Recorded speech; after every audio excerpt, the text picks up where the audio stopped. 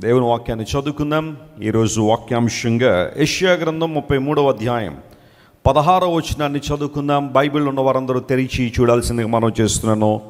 The book of Isaiah chapter 33 and verse 16.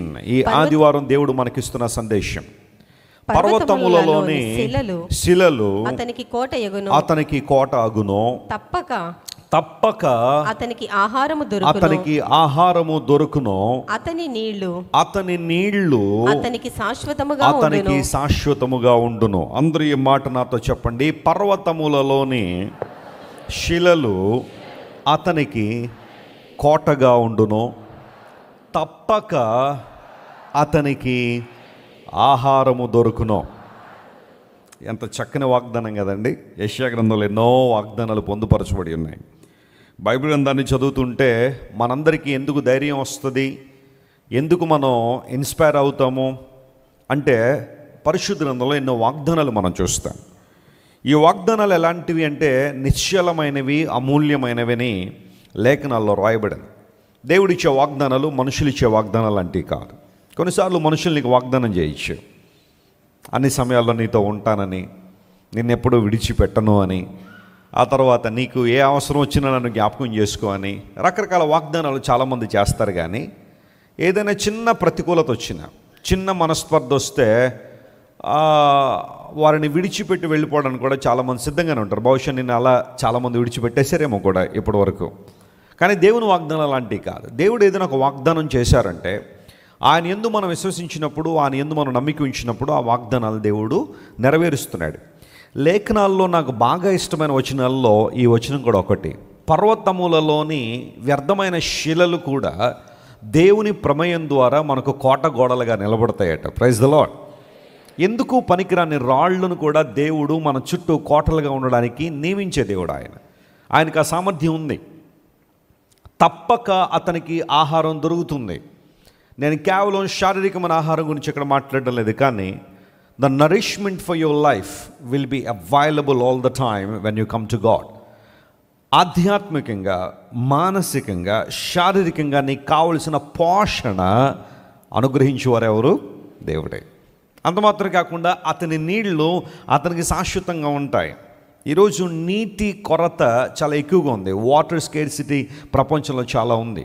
Bengaluru లాంటి సిటీలు మనం చూస్తూ ఉంటే విపరీతంగా అపార్ట్మెంట్స్ కట్టేయడం బట్టి ఆ గ్రౌండ్లో ఉన్న వాటర్ అంతా కూడా బయటికి తీసేయడం వలన కొన్నిసార్లు వాటర్ లెవెల్ తగ్గిపోతుంది అని, ఆ తర్వాత రాను రాను కొన్ని ప్రధాన నగరాల్లో, మన భారతదేశంలో చెన్నై నగరం కావచ్చు, బెంగళూరు కావచ్చు, లేదా ఢిల్లీ కావచ్చు, ఇలాంటి నగరాల్లో నీటి కొరత చాలా ఎక్కువగా ఉంటుందని పర్యావరణ శాస్త్రవేత్తలు కూడా చెబుతూ ఉన్నారు.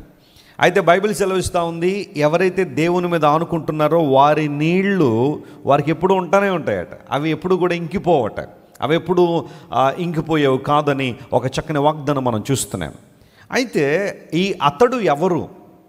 అతడు అనే మాటలు వాడుతున్నాడు కదా బైబిల్లో. ఎవరు వీరు అంటే ఆ పై వచనాలు చదివితే మీకు మంచి క్లారిటీ వస్తుంది.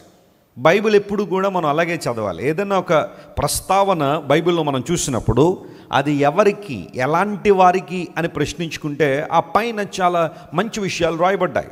నిర్బంధం వలన వచ్చే లాభాన్ని ఉపేక్షించే వాళ్ళు ఎవరైతే ఉంటారో, లంచం పుచ్చుకోకుండా తమ చేతులను మలుచుకొని, హత్య అను మాట వినబడకుండా చెవులు మూసుకుని, చెడుతనం చూడకుండా కన్నులు మూసుకునేవాడు ఉన్నత స్థలముల్లో నివసిస్తాడు. ఆ ఉన్నత స్థలముల్లో నివసించే వ్యక్తికి ఇవ్వబడే ఆశీర్వాదం ఇది. పర్వతములలోని శిలలు కూడా అతనికి ఏమవుతాయి? కోటలు అవుతాయి. అంటే దేవుని వాగ్దాన నెరవేర్పును మనం చూడాలంటే ఆ పైనున్న మాటల మీద కొంచెం మనం ఫోకస్ ఉంచాలి. ఎవరైతే దేవుని చిత్తానుసారంగా నడుస్తారో, ఆయన నీత్యానుసారంగా అంటే దేవుని నీతిని అనుసరించి నడుస్తున్నారో, పాపాన్ని ద్వేషించి, లోకాన్ని ద్వేషించి ప్రభువును మాత్రమే హత్తుకుని ఉంటారో వారు ఉన్నత స్థలముల్లో నివసిస్తారు. అలాంటి వారికి దేవుడిచ్చిన వాగ్దానం ఇక్కడ మనం చూస్తున్నాం. తప్పక అతనికి ఆహారము దొరుకుతుందని. లేఖనాలు నేను పరిశీలన చేస్తూ ఉంటే క్రైస్తవ జీవితంలో మనం తప్పక దేవుని ఆహారాన్ని పొందుకోవాలి అంటే దేవుని యొక్క నిలువలు, దేవుని యొక్క కొరత లేని నిధులు మనకు ఎల్లప్పుడూ అందుతూ ఉండాలంటే, అది అన్ని రంగాల్లో కూడా మనం ఏం చేయాలని ప్రశ్నించుకుంటే, ఈరోజు లేఖనాల్లోంచి నేను కొన్ని మాటలు మీతో పంచుకోవాలని కోరుతున్నాను. ఆ తప్పక అనే మాటను మనం పరిశీలన చేస్తే, ఆహారం తప్పకుండా ఎందుకు దొరుకుతుంది అంటే, క్రైస్తవుడు చేయాల్సిన కొన్ని పనులు లేదా దేవుని బిడ్డలు అనుసరించాల్సిన కొన్ని విధులు లేఖనాల్లో నేను చూశాను. వాటిని త్వరగా నేను సెలవిచ్చి లేదా వాటిని తెలియచేసి నా విషయాన్ని ముగింపులో తీసుకొస్తాను. తప్పక దేవుని ఆహారాన్ని పొందుకోవాలనే ప్రతి ఒక్కరూ కూడా తప్పక దేవుని సేవించాలి అనే మాట లేఖనాల్లో మనం చూస్తున్నాం. దానియేలు గ్రంథము 6వ అధ్యాయంలో 16వ వచనం మనం చదివితే మొదటి ఆన్సర్ అక్కడ మనకు కనబడతా ఉంది. తప్పక మనం చేయాల్సిన పనులేంటో బైబిల్లో అక్కడ మనం చూస్తున్నాం. దానియేలు గ్రంథం 6వ అధ్యాయం 16వ వచనం. అంతటా రాజు ఆజ్ఞ ఇయ్యగా బంట్రౌతులు దానియేలును పట్టుకొని పోయి సింహముల గుహలో పడద్రోసిరి. చెప్పండి, ఎక్కడ వేశారట? ఏమన్నా చిన్న చిన్న పప్పీలు ఉండే గుహ అది, పొమరేనియన్ డాగ్లుండే గుహ అది, సింహములుండే గుహలో వేసిరి. పడద్రోయగా రాజు నీవు అనుదినము తప్పక సేవించుచున్న, చూడండి ఆ మాట అండర్లైన్ చేసుకోండి, నీవు అనుదినము తప్పక సేవించుచున్న నీ దేవుడే నిన్ను రక్షించును అని దానియేలుతో చెప్పాను. స్తోత్రం చెప్పండి, హల్లెలూయా.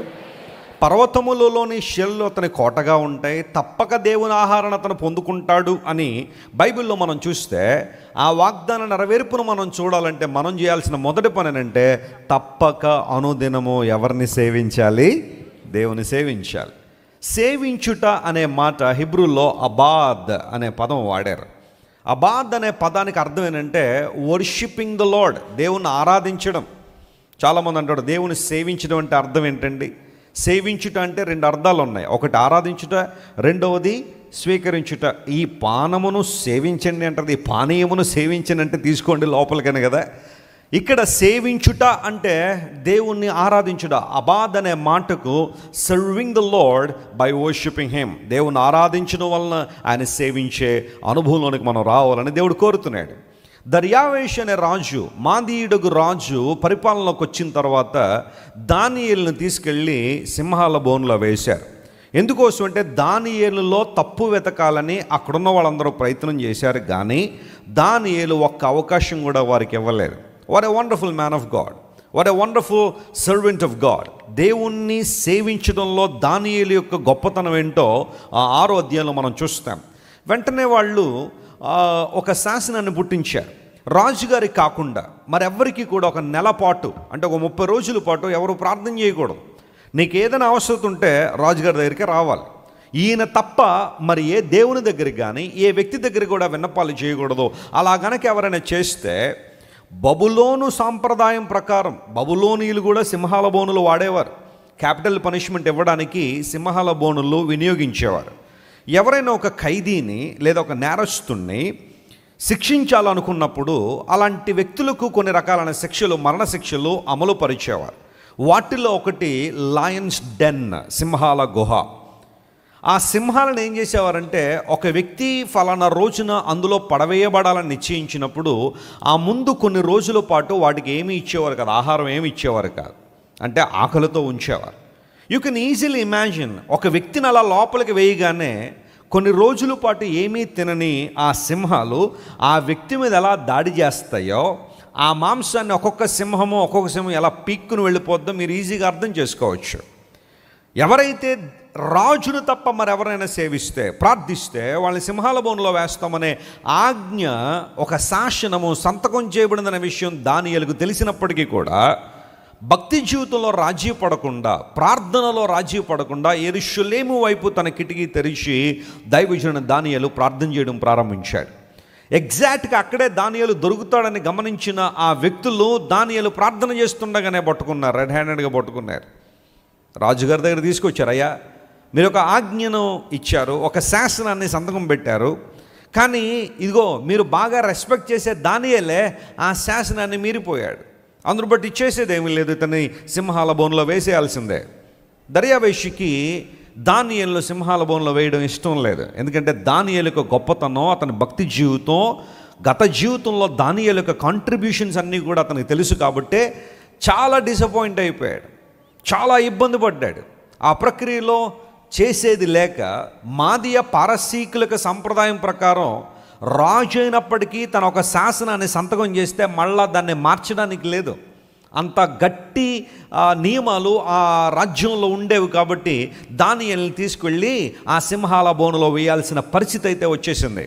ఆ సందర్భంలో దర్యావేషు అంటున్నాడు, దానియేలు, నీవు తప్పక సేవించుచున్న నీ దేవుడు, నువ్వు ఎప్పుడెప్పుడు సేవిస్తున్నావో తెలుసా? ఒక పర్టికులర్ టైంలో మాత్రమే కాదు, లేదా ఒక పౌర్ణమి రోజునే కాదు, ఒక అమావాస్య రోజున కాదు, లేదా ఒక వారానికి ఒకసారి కాదు, కానీ అనుదినము నువ్వు తప్పక సేవిస్తున్న నీ దేవుడు ఉన్నాడు. చూసావా?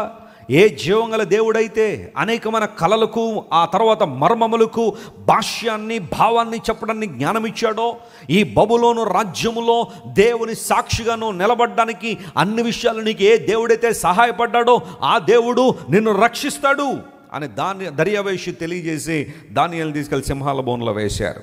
ప్రభునందు ప్రియ దేవుని బిడ్డలారా, జాగ్రత్త వినండి. సింహాల బోనులోకైనా వెళ్ళడానికి ఇష్టపడ్డాడు, కానీ దేవుని సేవించడానికి మాత్రం వెనుకడుగు వేయలేదు దానియేలు. గట్టిగా చప్పట్లు కొట్టి దేవుని మాయపరచండి. భక్తిలో తెగింపు ఉంటుంది. నిజమైన భక్తిలో ఏముంటుంది చెప్పండి? తెగింపు ఉంటుంది. పిరికివాడు ఎప్పుడు దేవుని ఏం చేయలేడు? సేవించలేడు, ఆరాధన చేయలేడు. కొన్నిసార్లు ప్రజలు నిన్ను భయపెట్టచ్చేమో. నువ్వు యేసు ప్రభువుని అంగీకరిస్తే, యేసుక్రీస్తు ప్రభువుని ఆరాధిస్తే నీ ఉద్యోగం పోతుంది అనొచ్చేమో, లేదా నీ పిల్లల భవిష్యత్తు ఏమొద్దో చూద్దాం అంటారేమో. నువ్వు యేసు ప్రభువుని అంగీకరిస్తే నీ పిల్లలకి ఎలాంటి సంబంధాలు వస్తాయో చూస్తాం, పెళ్ళి ఎలా జరుగుద్దో చూస్తాం, బంధువులంతా వ్యతిరేకంగా నిలబడితే నీ కుమార్తెకి ఎలా పెళ్లి చేస్తావో చూస్తామని నేను సవాలు చేసిన వాళ్ళు ఉండొచ్చేమో. నీకు ఉద్యోగం ఎలా వస్తుందో చూస్తాం, ఒకవేళ వచ్చినా దాన్ని ఎలా తీసేయాలో మా ప్రయత్నాలు మేము చేస్తాము, నీ దేవుని ఎలా పోషిస్తాడో చూస్తామని బహుశా నీ భక్తికి, నీ విశ్వాసానికి చాలా సవాళ్ళు రావచ్చేమో. Daniel is reminding a wonderful lesson here. Keep trusting God, keep worshiping Him, keep serving the Lord who can do wonders. అద్భుతాలు, ఆశ్చర్యకార్యాలు జరిగించే దేవుని మీదను విశ్వాసం ఉంచి తప్పక అనుదినము సేవించే అనుభవం నీలో ఉందా? అది దేవుడు కోరుతున్నాడు. మనం అనుదినం సేవించం, కానీ ఆదివారం మాత్రం సేవిస్తాం. ఎవరిని? దేవుణ్ణి కదా. ఆదివారం ఒక్కరోజే దేవుడు గుర్తొస్తాడు చాలామందికి, మిగతా రోజుల్లో దేవుడు గుర్తురాడు, వాక్యం గుర్తురాదు. మిగతా రోజులన్నీ లోకానికి, ఆదివారం మాత్రం ఎవరికి? అది కూడా 1 గంట 2 గంటలు, మళ్ళీ 24 గంటలు అనుకోకండి, హోల్ డే కాదు.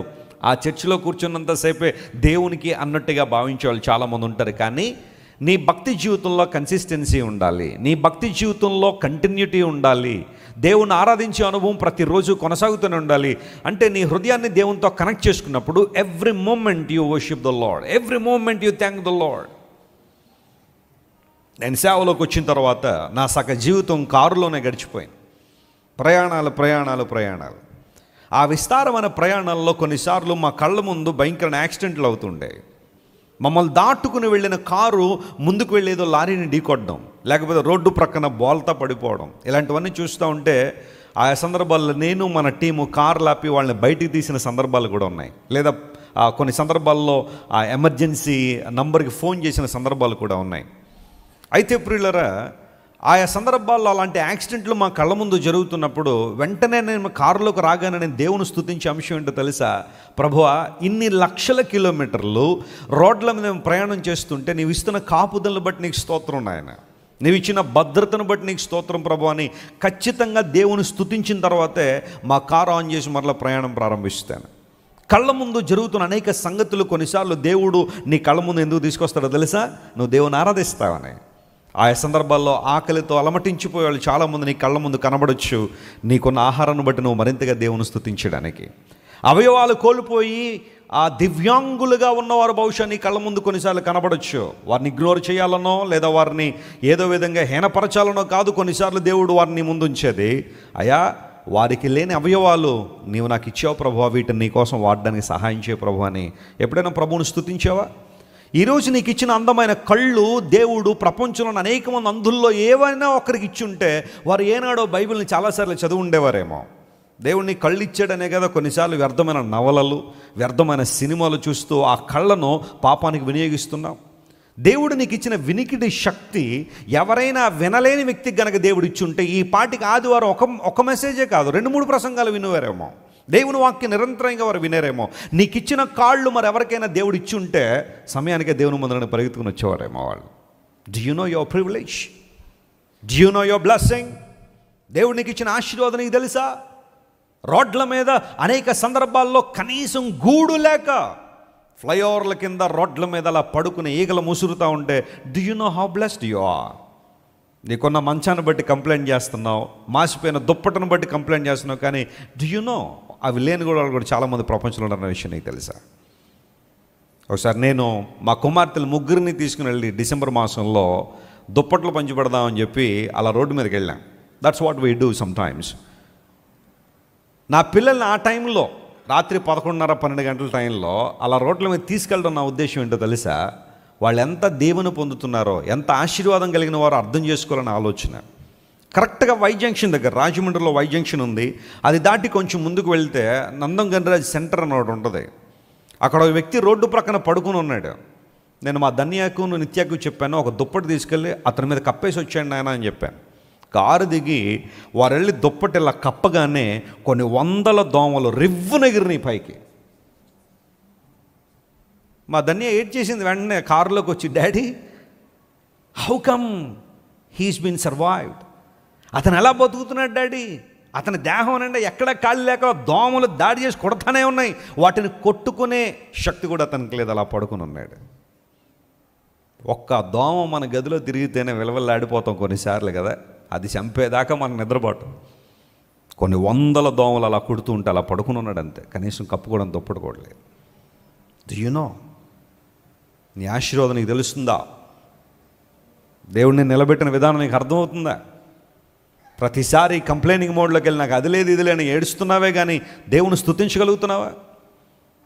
దేవుని ఆరాధించగలుగుతున్నావా? అనుదినము తప్పక ప్రభా ఒక్కసారి నిన్ను పట్టుకున్నాను, ఇక నిన్ను విడిచే ప్రసక్తి లేదు. గట్టిగా చప్పట్లు కొట్టి ప్రభువును అనుభవపరచు. Have you come to that confession? క్రైస్తవునికున్న ఆధిక్యత ఏంటో తెలుసా? మనం వారానికో దేవుడిని ఆరాధించట్లేదు. Praise the Lord. నెలకొక దేవుడిని మార్చట్లేదు, మనం సీజన్కో దేవుడిని ఆరాధన చేయట్లేదు. కొన్ని రోజులు ఆరాధన చేసి మళ్ళీ ఎక్కడో కలిపేయాల్సిన ఆ పరిస్థితి క్రైస్తవునికి లేదో. We worship the Lord all the days of our life. Hallelujah. అన్ని సమయాలలో, అన్ని వేళల్లో, అన్ని దినములలో జీవితాంతం ఒకే దేవుని మనం ఆరాధన చేస్తున్నాం. How privileged we are. చాలామంది ఈ రోజున విపరీతమైన కన్ఫ్యూషన్. అయ్యో సోమవారం వచ్చింది, ఇప్పుడు ఎవరిని ఆరాధించాలి బాబు? అడగండి బాబు ఎవరిని. మళ్ళీ వాళ్ళగాక మళ్ళీ ఎవరినైనా ఆరాధన చేస్తే మిగతా వాళ్ళకి కోపం వస్తుందేమో. సోమవారం ఒకడు, మంగళవారం ఒకడు, బుధవారం ఒకడు, గురువారం ఒకడు, శుక్రవారం ఒకడు, శనివారం ఒకరు, ఆదివారం ఒకరు, మళ్ళీ ఆది సోమ కలిపోకళ్ళు, మంగళ బుధ కలిపోకళ్ళు. ఏంటండి కన్ఫ్యూషన్ మనుషులకి? క్రైస్తవునిగా కన్ఫ్యూజన్ లేదు. ప్రతిరోజు ఒకే దేవుడు. Hallelujah. Every time we worship the Lord who died for us on the cross, rose again from the dead, and he's going to come back to give us the place where he's dwelling. మన కోసం మరణించి మరణాన్ని జయించి తిరిగి లేచి తిరిగి రాబోతున్న గనుడైన యేసయ్యను మనస్ఫూర్తిగా ఆరాధించే ఆధిక్యతలకు మనం వచ్చేసాం ఆల్రెడీ. ఒక్కసారి నువ్వు ప్రభువుని అంగీకరించిన తర్వాత మరి ఎవ్వరి అవసరం నీకు లేదు. హల్లెలూయా. ఉండదు, రాదు కూడా. అదే క్రైస్తవ జీవితం యొక్క పరిపక్వత. దానియేలును ఆరాధిస్తున్న దేవుడు సజీవుడు గనుక సింహాల బోన్లోంచి నేను రక్షిస్తాడు. దానియేలుకి ఎలాగ ఉంది కాన్ఫిడెన్స్? అది దానియేలును అబ్జర్వ్ చేసిన దర్యావేషు కూడా ఉంది. నీ చుట్టూ ఉన్న ప్రజలు గుర్తిస్తున్నారా నీ భక్తి జీవితాన్ని, విశ్వాసాన్ని? ఈమె చాలా విశ్వాసం అండి వెస్లీ గారు, అంత ఈజీ కాదండి ఆ విశ్వాసంలోంచి పక్కకి తీసుకురావడం. దేవుడు అంటే చాలా ఇష్టం అండి ఈమెకి, లేదా ఇతనికి దేవుడు అంటే చాలా ఇష్టం అండి. ఇతని భక్తి జీవితంలో ముందుకు వెళ్ళిపోతున్నాడు. ఖచ్చితంగా అతనికి ఒక విశ్వాసం ఉంది, నమ్మకం ఉంది. ఎలాంటి గడ్డు సమస్యనైనా, ఎలాంటి గడ్డు పరిస్థితుల నుంచైనా దేవుడు అతను విడిపిస్తున్న నమ్మకం అతనికి ఉందని నీ చుట్టూ ఉన్న వాళ్ళ గురించి సాక్ష్యం చెబుతున్నారా? షికాగోలో ఒకసారి నేను వాకింగ్ చెప్పడానికి వెళ్తే ఒక సహోదరుడు తన తల్లి గారిని తీసుకొచ్చాడు. మా అమ్మ ప్రతి దానికి భయపడద్దండి వెస్లీ గారు, కొంచెం మీరు కౌన్సిలింగ్ ఇవ్వండి. సరే బాబు అని చెప్పి మీటింగ్ అయిన తర్వాత బయట ఒక కాఫీ షాప్ దగ్గర కూర్చుని మాట్లాడుకుంటా ఉంటే, ఏంటి బాబు సమస్య ఏంటో చెప్పాను నన్ను. ఆ బ్రదర్ చెప్పాడు, వెస్లీ గారు నేను దేవుడు ఉన్నాడని అయితే నేను నమ్మనండి, నేను ఒక ఏథియిస్ట్ నండి, దేవుడు లేడని వాదించే వ్యక్తిని నేను. కానీ మా అమ్మ దేవుడు ఉన్నాడని నమ్ముతుంది, యేసుప్రభుని దేవునికి అంగీకరించింది, బాప్తీసం తీసుకుంది. మీలాంటి వాళ్ళ దేవుని సేవకుల ప్రసంగాలు చాలా ఎక్కువగా వింటూ ఉంటుంది. అన్నీ బాగానే ఉన్నాయి కానీ ప్రతి చిన్నదానికి భయపడిపోద్దండి. ఓ మాట చెప్పండి వెస్లీ గారు, దేవుడు లేడు అని నమ్మే నేనే చాలా ధైర్యంగా ఉంటాను అనేక సందర్భాల్లో. దేవుడు ఉన్నాడని చెప్పే మా అమ్మ ప్రతిదానికి భయపడుతుంది. మీరు ఏదో ఒకటి చెప్పండి అన్నాడు. అప్పుడు నేను అన్నాను, ఇంక నేను చెప్పేది ఏముందన్నాను. నువ్వు చెప్పేసావు కదా, నువ్వు చెప్పిన దానిలో ఎంత అద్భుతమైన ప్రసంగం ఉందంటే ఆ వన్ వర్డ్ చాలు ఆమె జీవితం మారిపోవడానికి. దేవుడు లేడని నమ్మి నేనే ఎంత ధైర్యంగా ఉంటే సకల ఆశీర్వాదాలకు కారణభూతుడని దేవుడు ఉన్నాడని, ఈ సువిశాల విశ్వం అంతా తన మాట ద్వారా కలుగు చేయబడిందని, సకల చరాచర సృష్టిని తన మహత్తైన మాట ద్వారా నెరవేరుస్తున్నాడని గుర్తించిన ఆమె ఇంకెంత ధైర్యంగా ఉండాలండి, ఇంకెంత ప్రోత్సాహకరంగా బ్రతకాలి, ఇంకెంత అనేక మందికి దీవెనకరంగా బ్రతకాలి. నేను చెప్పాను, సహోదరుడా నువ్వు చెప్పిన మాట చాలా పవర్ఫుల్ వర్డ్, అది అంత సామాన్యం అనే మాట అయితే కాదు. మీ అమ్మగారి నేత్రములు తెరవబడునుగా అన్నాను, అంతే, అంతకు మించి ఏమన్నారు. చాలాసార్లు దేవుడు ఉన్నాడని నమ్మి కృంగిపోతున్నామే, దేవుడు ఉన్నాడని నమ్ముతూనే అధైర్యపడిపోతున్నాం. ప్రతి చిన్నదానికి దేవుడు ఉన్నాడని నమ్ముతున్నాం, ఆయన సజీవుడని నమ్ముతున్నాం, దేవుడు ప్రేమగలవాడంటే దేవుని స్తోత్రం అంటున్నాం, అంతా బాగానే ఉంది. కానీ ప్రాక్టికల్ లైఫ్లోకి వచ్చేసరికి ఏదైనా చిన్న శోధన, ఒక చిన్న రోగము, ఒక చిన్న నింద, ఒక అవమానం ఎదుర్కోవాల్సిన పరిస్థితి, ఒక ఎడబాటు, ఒక ఒంటరితనము, ప్రజలందరూ నేను నిందించే అనుభవం కనుక వస్తే నా జీవితం వేస్ట్ అండి వెస్లీ గారు, నేను పుట్టకుండా ఉంటే బాగుండేదండి అని రాజీ పడిపోయాడు లేరా? నువ్వు పుట్టకుండా ఉంటే బాగుండేదో లేదు దేవునికి తెలియదా? నేను ఎందుకు దేవుడు తీసుకొచ్చాడు ఈ లోకానికి? ఈ లోకంలో దేవుడు ఎందుకు నిన్ను కలుగు చేశాడు? ఈ లోకంలో పుట్టిన ప్రతి వ్యక్తి పట్ల దేవునికి ఒక ప్రణాళిక ఉంది. ఆ ప్రణాళికను నెరవేర్చబడాలని దేవుడు ఆశిస్తున్నాడు. ఎవరైతే తమ జీవితాలు ప్రభు కనెక్ట్ చేస్తారో ఆ ప్రణాళికలు నెరవేరుతూనే ఉంటాయి.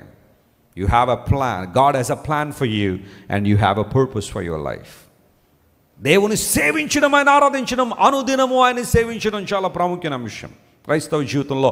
తప్పక అతనికి ఆహారం ఎందుకు అందుతుంది అంటే తప్పక అతడు దేవుని ఏం చేస్తున్నాడు చెప్పండి, సేవిస్తున్నాడు. మీరు జాగ్రత్తగా ఇంటికి వెళ్ళిన తర్వాత నిర్గమాకాండం చదివితే నిర్గమాకాండంలో చాలా అద్భుతమైన విషయాలు రాయబడ్డాయి కదా. అదంతా చరిత్రే కదా, జరిగిన చరిత్రే కదా. ఎక్సోడస్ గురించి నేను చాలా ప్రోగ్రామ్స్, బైబిల్ వండర్స్ అనే కార్యక్రమాన్ని టీవీలో ఇచ్చేటప్పుడు చేశాను. ఒక 4-5 ప్రోగ్రాంలు ఎక్సోడస్ యొక్క హిస్టారికల్ ఎవిడెన్సెస్ అన్ని కూడా తెలియజేశాను. ఇన్ఫ్యాక్ట్ చాలామంది దేవుని ప్రజలు ఆ ప్రసంగాల ద్వారా దేవుని పొందారు.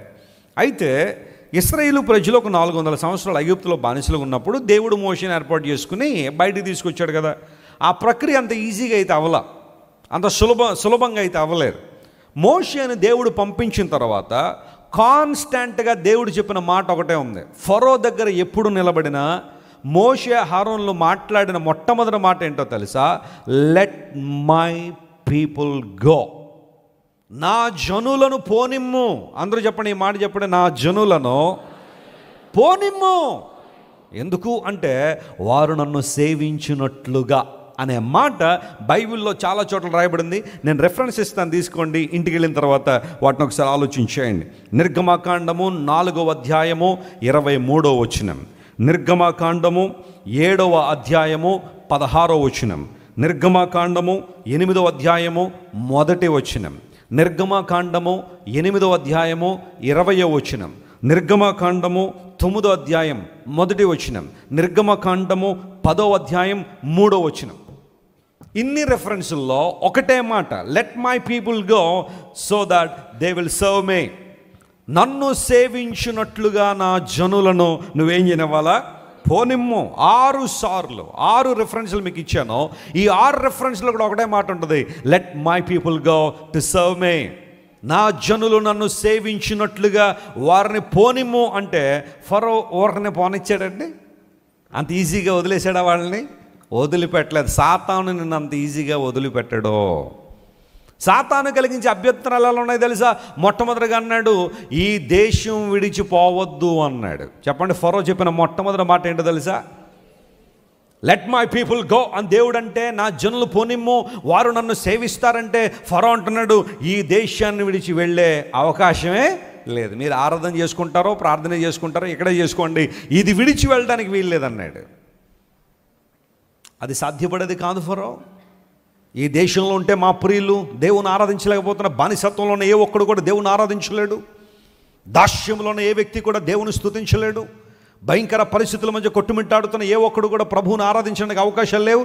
మేము వెళ్లాల్సిందే మా పితరులైన అబ్రహాము, ఇస్సాకు, యాకోబులకు దేవుడు వాగ్దానం చేసిన పాలు తేనెలు ప్రవహించే దేశంలోనికి మేము ప్రవేశించాల్సిందే.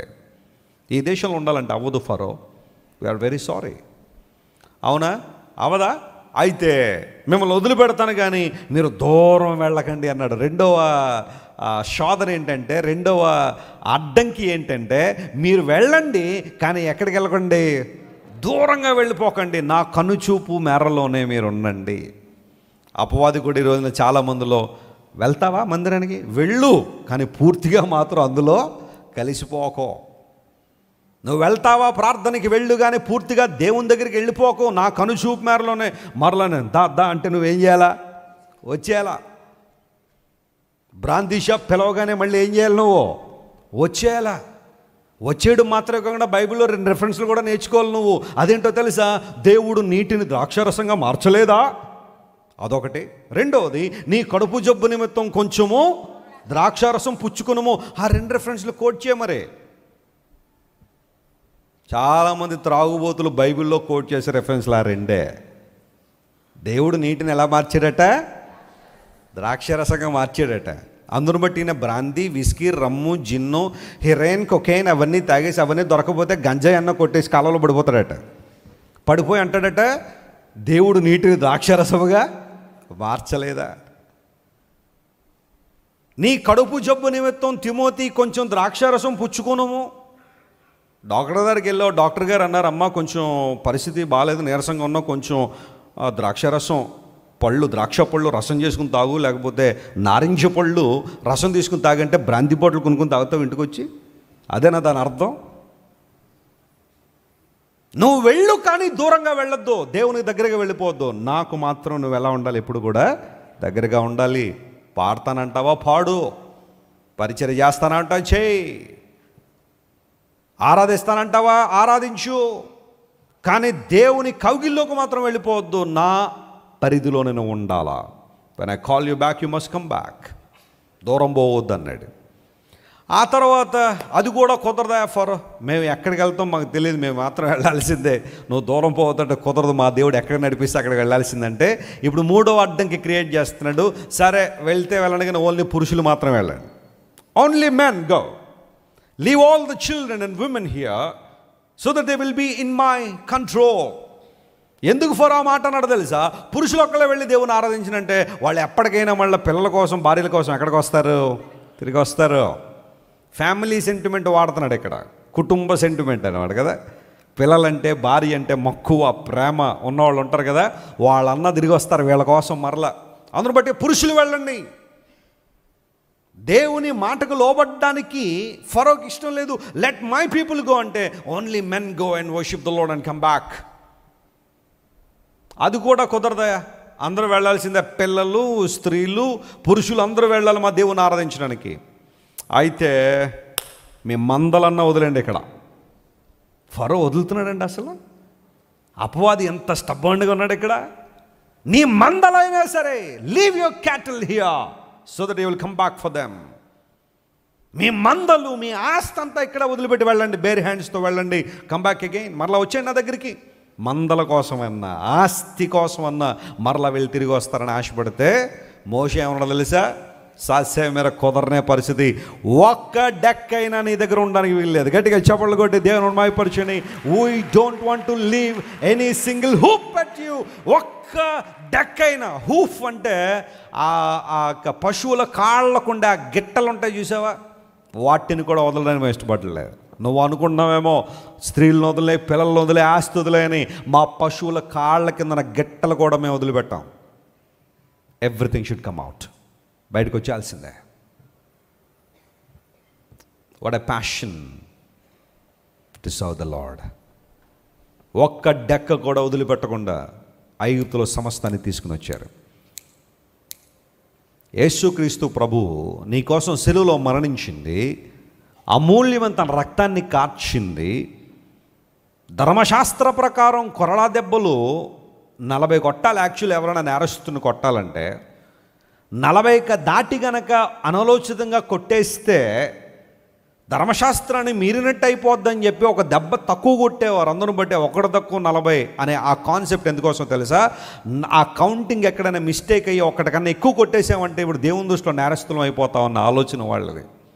ధర్మశాస్త్రం నెరవేర్చడంలో ఒక అడుగు వెనకేసేవాళ్ళు కానీ ముందుకేసేవాళ్ళు కాదు వాళ్ళు. అలాంటి పరిస్థితుల్లో దేవుడు కొరడా దెబ్బలు తిని చేతుల్లో కాళ్ళలో మేకులు కొట్టించుకొని ప్రక్కలో బళ్ళెపోటును కూడా సహించి తలలో ముళ్ళ కిరీటం ద్వారా స్రవిస్తున్న రక్తము నుండి యావత్ శరీరములో ఉన్న గాయాల నుండి స్రవిస్తున్న విలువైన రక్తం యేసుప్రభు నీ కోసం ఎందుకు కార్చారో తెలుసా? నువ్వు కొన్ని విషయాలు దేవునికి అప్పచెప్పి కొన్ని విషయాలు లోకంలో ఉంచుతావని కాదు, సమస్తం ప్రభుకి ఇవ్వాలని, సమస్తాన్ని ప్రభుకి అర్పించాలని. You have to surrender your life completely to God who has given his life to you. నీ కొరకు నా కొరకు తన ప్రాణం అర్పించిన దేవుణ్ణి మనస్ఫూర్తిగా మనం ఆరాధించగలుగుతున్నామా? Let my people go to serve me. నా ప్రజలు వెళ్ళాలి, నన్ను ఆరాధించాలి. ప్రతి అడ్డంకిని అధిగమింపజేసి ఇశ్రాయేలు ప్రజలు ఎట్టకేలకు కనాను దేశం దేవుడు నడిపించాడు. చప్పట్లు కొట్టి ప్రభువును మహిమపడదాం. That's the beauty of God, that's the grace of God. దేవుని యొక్క ఫెయిత్ఫుల్నెస్, దేవుని యొక్క ఉన్నతమైన అనుభవాలు అవే అని లేఖనం సెలవిస్తూ ఉంది. అందును బట్టే పరిశుద్ధ లేఖనాలు సెలవిస్తున్న మాట, ఆయన్ను సేవించినట్లుగా అనుదినము కూడా తప్పక సేవిస్తున్న దానియేలు ఒక మంచి ఉదాహరణ మనకి ఇచ్చాడు. సింహాల బోనులో వేయబడినప్పటికీ కూడా దానియేలు దేవుణ్ణి సేవించాడు, ఆరాధించాడు, మహింపరిచాడు. కాబట్టే సింహాలు సైతం దానియేలుని చెప్పండి ఏమీ చేయలేదు. నేను అనుకుంటాను సింహాల కన్నా పెద్ద సింహంలో కనబడ్డాడు ఎవరో? దానియేలు కదా. ఒక్కసారి దానియేలు లోపల పడగానే ఆ సింహాలన్నీ కూడా చాలా భయంకరమైన సింహాలే, కానీ దానియేలు గారు లోపల రాగానే ఈయనెవరో మనకంటే పవర్ఫుల్గా ఉన్నాడు అనుకున్నవేవో ఆ సింహాలన్నీ నోళ్ళు మూసుకుని కూర్చున్నాయి. సింహపు నోళ్లను మూసింది ఎవరో? దేవుడే. నువ్వు ఆరాధిస్తూ ఉండు, దేవుణ్ణి గణపరుస్తూ ఉండు, నీ శత్రువుల నోళ్లను మూసే అధికారం ఎవరికి ఉంది? దేవునికి. All you have to do is to worship the lord.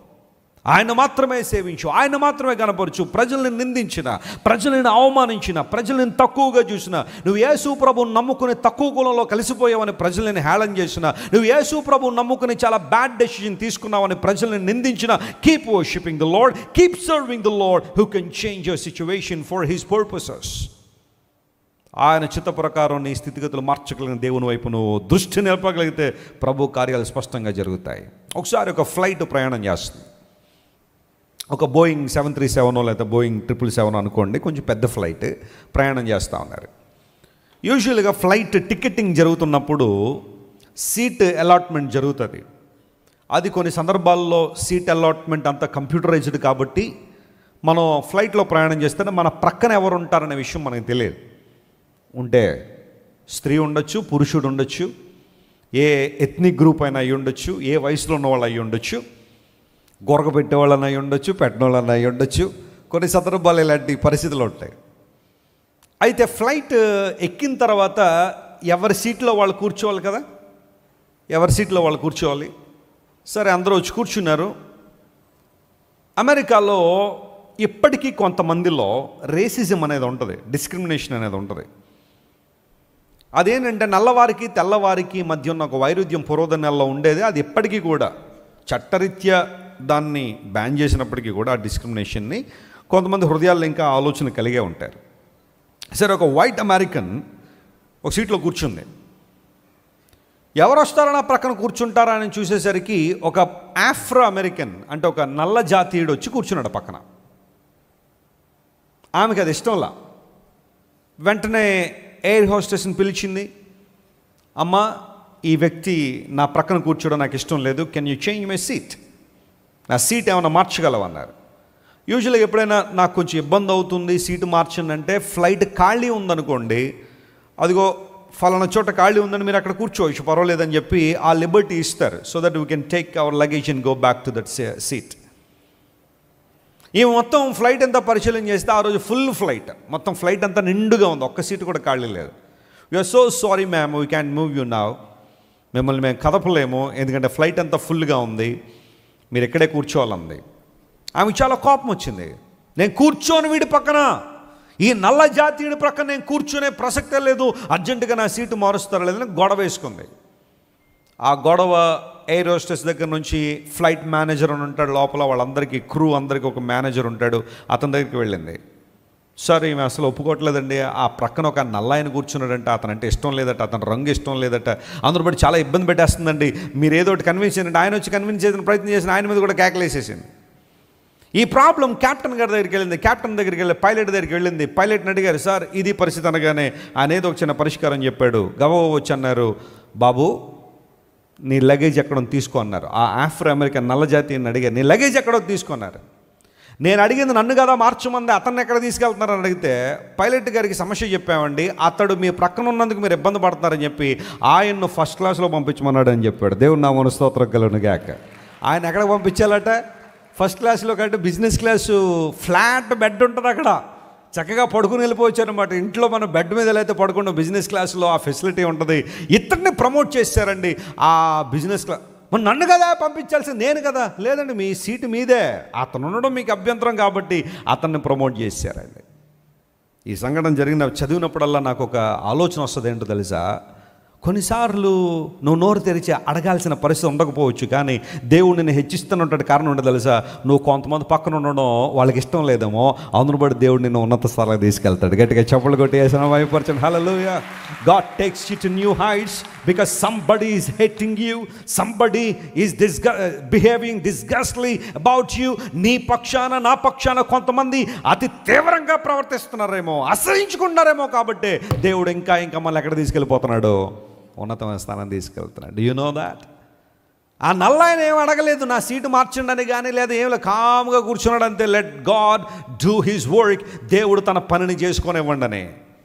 కొనుక్కుంది economy టికెట్టే కానీ బిజినెస్లోకి వెళ్ళిపోయాడు. అతని కారణం ఉండదు తెలుసా, అతన్ని ఎవరో ద్వేషించడం మొదలుపెట్టారు. నీకు విషయం తెలుసా, ప్రజల్ని ద్వేషించే కొలది నువ్వు దేవుని దగ్గర అయిపోతావు. ప్రజల్ని ద్వేషించే కొలది దేవుడు ఇంకా ఇంకా తన కౌగిల్లోని లాక్కుంటూ ఉంటాడు. కారణం ఉంటుంది తెలుసా, ఆయన ప్రేమ అంత గొప్పది, ఆయన చూపు ఎప్పుడూ కూడా అలాంటి వారి మీదే ఉంటుంది. All you have to do is to serve him better then yesterday.